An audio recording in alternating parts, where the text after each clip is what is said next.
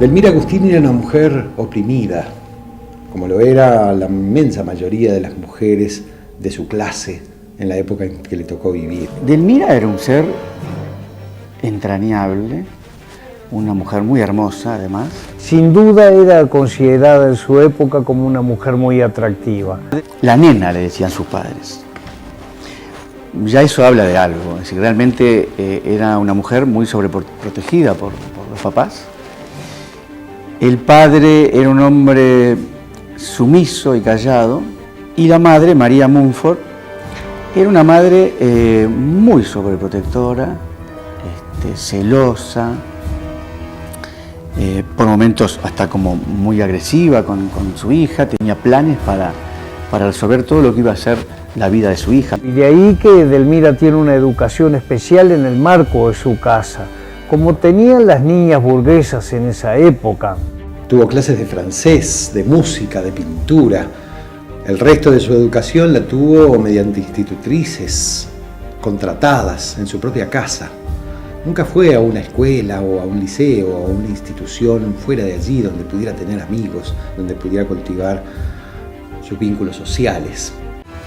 Nadie imaginaba por entonces que en el fondo su personalidad bullía en un deseo de expresión que solo logró verdaderamente volcarse hacia afuera cuando ella comenzó a producir poesía. Que desde los 15 años escribía unos poemas maravillosos, unos poemas muy lanzados para la época. Que además se atrevía a decir cosas, ¿no?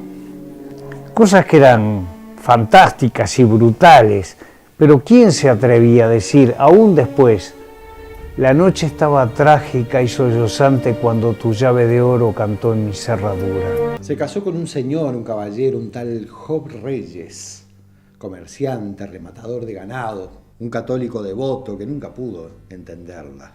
Se casaron en 1913, en agosto del año 1913, y allí acudieron todas las personalidades de la época, porque Delmira ya era una poetisa muy reconocida. Ella quería, y lo expresó muchas veces, hacer de su marido un amante. Entró a la casa diciendo, no soporto tanta vulgaridad. Y ya no volvió como esposa de Enrique Job Reyes, sino como amante. Ella pidió el divorcio en 1913, sin darse cuenta a lo mejor de que con eso dañaba irreparablemente el orgullo masculino de su marido. El hecho es que poco después de casarse, ellos se fueron de luna de miel a un chalet en Pocitos, en Los Pocitos, en aquella época, y muy poco después se separaron.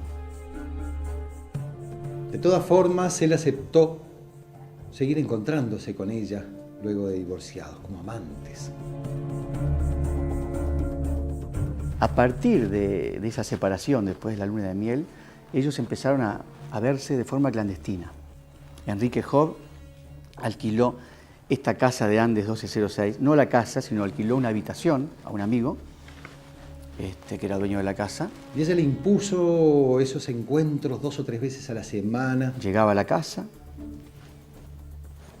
era muy cauta, se llegaba con mucho cuidado de que no la vieran los vecinos. Y golpeaba, permanecían allí encerrados 2 horas y ella se volvía a su casa.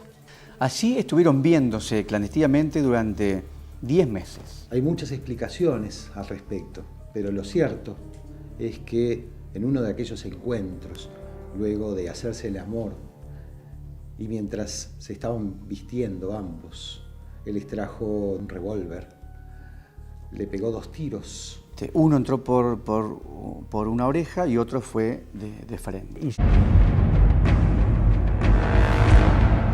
Después le dio el segundo disparo y posteriormente él bajó de la cama, se acostó en el piso junto a Delmira Agustini y él mismo se disparó con el revólver.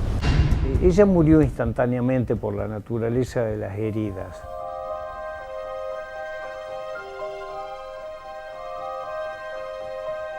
Job Reyes se disparó pero no murió instantáneamente. Murió en el hospital. Murió en el Hospital Maciel un par de horas después o un tiempo después.